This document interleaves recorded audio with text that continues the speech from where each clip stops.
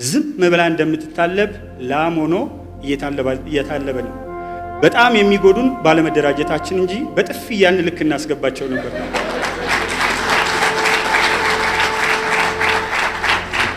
የእውነት ነው የምላችሁ የመጨረሻ ህብር ኢትዮጵያ ውህደት ሲያደርግ 6 የፖለቲካ ፓርቲዎችና እኔ ተናጋሪ እንድንሆን ተጋብዘን ነበር። በአጋጣሚ አቶ ሙሳ ደም እዚህ ጋር አሉ። እኛ ስንናገር አቶ ሙሳ ስላሉ አይደለም። ኢትዮጵያ ስንል ሰው በሙሉ አጨበጨበ። በረፍት ሰዓት እየመጣ ከኛ ጋር ፎቶግራፍ ተነሳ። ኦሮሞ ያሉት ኦሮሞ ብቻ አያቸው የጎሪጥ፣ አማራ ያሉትን አማራ ብቻ የጎሪጥ ተመለከታቸው፣ ከምባታ ያሉትን ከምባታ ብቻ ተመለከታቸው።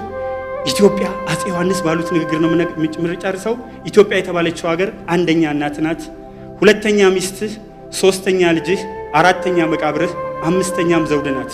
እንግዲህ እናት ፍቅር፣ የሚስት ደግነት፣ የልጅ ደስታ፣ የመቃብር ታቃፊነትና የዘውድ ክብር ምን ያህል እንደሆነ አውቀ ተከተለኝ አሉና አፄ ዮሐንስን 80,000 ህዝብ ተከተላቸው። አፄ ምኒልክን 100,000 ህዝብ ተከተላቸው። ቴዎድሮስ በ3 ጀምረው 60,000 ህዝብ ተከተላቸው።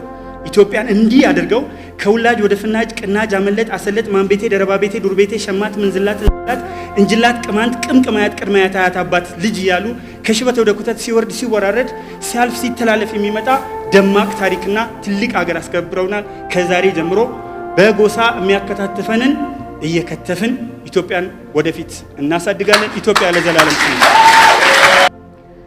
ማለትህን ሁሉ ዝምታ ጠቅልሎት የዝምታ ግዝፈት ከሆነ አለማለት ባለማለትህ ልክ ማለት እንዲደመጥ በቃላት እንዳትወርድ ዝምታህን ምረጥ።